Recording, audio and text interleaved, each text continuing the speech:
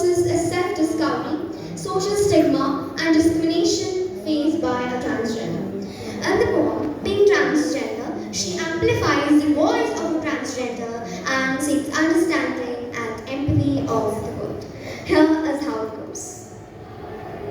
The first time I uttered a prayer was in a last day in cathedral.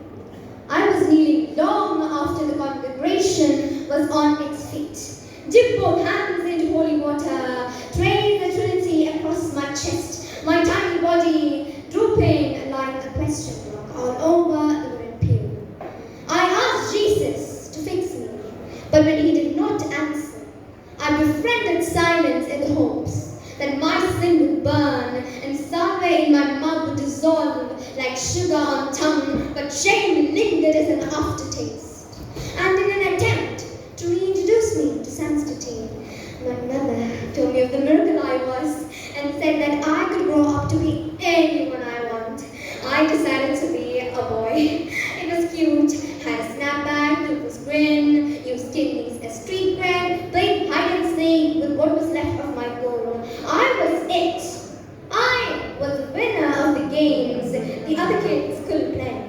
I was the mystery of an anatomy, a question asked but not answered, time-hopping between an awkward boy and an apologetic girl, and the night of 12, the boy phase wasn't deemed as cute anymore. I was met with nostalgic aunts who missed seeing my knees under the shadow of skirts, who reminded me that my kind of attitude wouldn't bring a husband home, that I exist for heterosexual marriage and childbearing, and I swallowed their insults along with their slurs.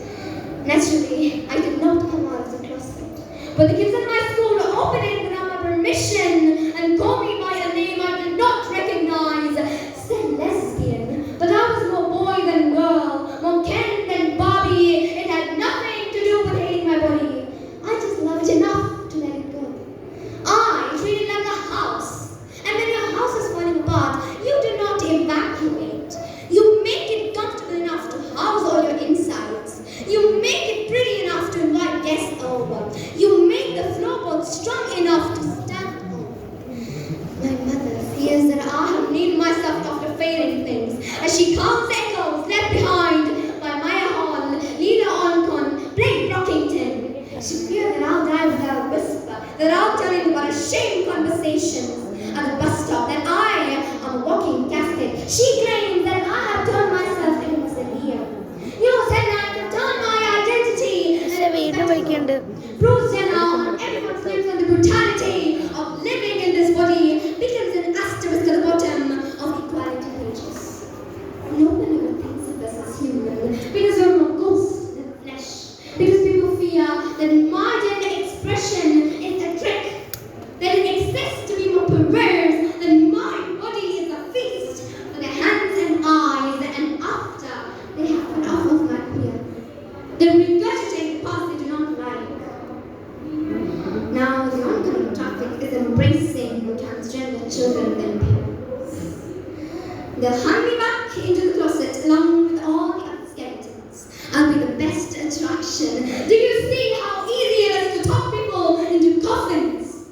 To misspell their names in front of gravestones. And people still wonder why there are boys rotting. They go away in high school hallways. They are feared of becoming a hashtag in a second. Classroom discussions being like chattering day. The oncoming traffic is now embracing more transgender children than parents. I wonder how long it will be before the suicide notes start to feel redundant, before our bodies start to become lessons about sin, way before we learn how to love them. Like God didn't save all this breath and mercy, like my blood is not the wine that washed over Jesus' feet. Now, my prayers are getting stuck in my throat. Maybe I'm finally fixed. Maybe I just don't care. Maybe God finally listened to my prayers. Thank you.